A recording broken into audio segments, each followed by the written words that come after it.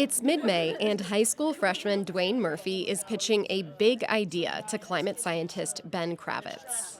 There's going to be a tank, and it's just going to be like a big giant metal tank.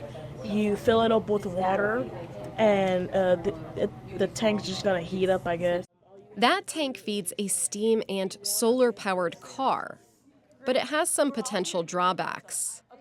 It's not really designed to take any damage at all, so you have to be really gentle with it usually. You can't hit things of course this will hit anything with your car. This conversation is part of a larger lesson about developing technologies that reduce planet heating pollution. Kirsten Milks is Murphy's teacher at Bloomington High School South. She's been refining this lesson over the last 3 years with help from Ben Kravitz and other scientists at Indiana University. The fact is that climate change is the story of these young people's lives. It is already the story of where we live. It is the story of a state largely supported by agriculture.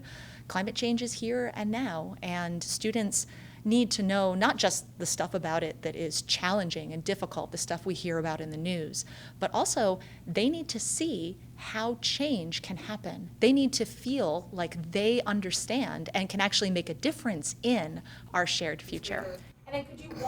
Indiana recently approved new standards that now require high school students in earth and space science to learn about human-caused climate change.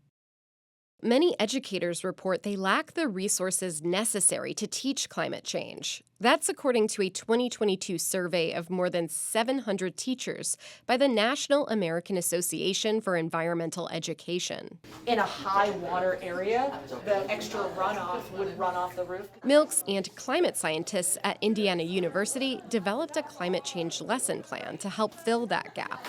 Climate change is happening. We're not doing enough to stop it. The only permanent solution to climate change is to stop using fossil fuels like oil, coal, and gas.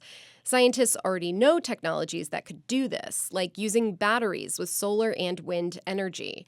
But Kravitz says the world isn't moving fast enough, so he and other scientists are studying strategies to temporarily alter the Earth's climate to reduce the effects of climate change. It's known as climate engineering or geoengineering.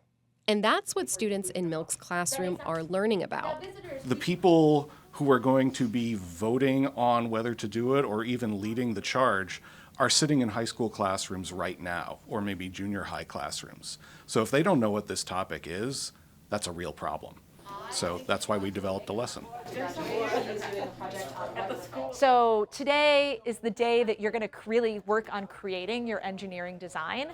And then remember, we're going to share it using a presentation. You're not going to stand up in the front and present.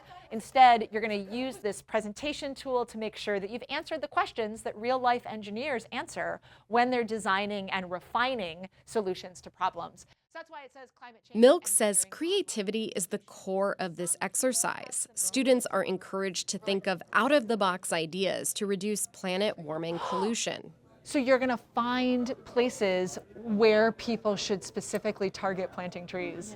That's so cool. Got a vent in the front and a vent in the back and a filter in between. Junior Campbell Brown came up with an idea for a flying air filter that sucks up carbon dioxide and turns it into a harmless byproduct. So you want to know something? It does work. Heck yeah. Yeah, there's a guy named Klaus Lackner at Arizona State University who's building these. His are a lot bigger and a lot more expensive, but the waste product that you get out of it is baking soda, essentially. Oh, yeah. Other ideas included artificial trees filled with water that could help fight wildfires, solar-powered helicopters, and lots of ways to reflect light back into the atmosphere, including covering the desert in glitter. Milks encourages students to think about the potential downsides to their ideas. Take glitter in the desert, for example. That's a cool idea. What other challenges will you need to face, do you think? Wildlife. Tell me more about wildlife. Eat the glitter. How are we going to make sure that the glitter doesn't get eaten by the rock pocket mouse, other herbivores that live and might be eating, or like snakes and stuff? For Kravitz, hearing ideas and conversations like these always makes him feel better. The neat thing about seeing all of these ideas come out of the classroom is it's not I can't do it. It's we can do it. Humans, when they get together, can do amazing things. And that's what gives me hope. Brown, the junior who came up with the flying air filter idea, says she knew very little about climate change before this lesson. I've really enjoyed this class because I've learned things, and those things have actually allowed me to think about what I'm doing to our Earth. And I'm glad that it's actually become a requirement so that others can actually take steps and think about what they're doing as well.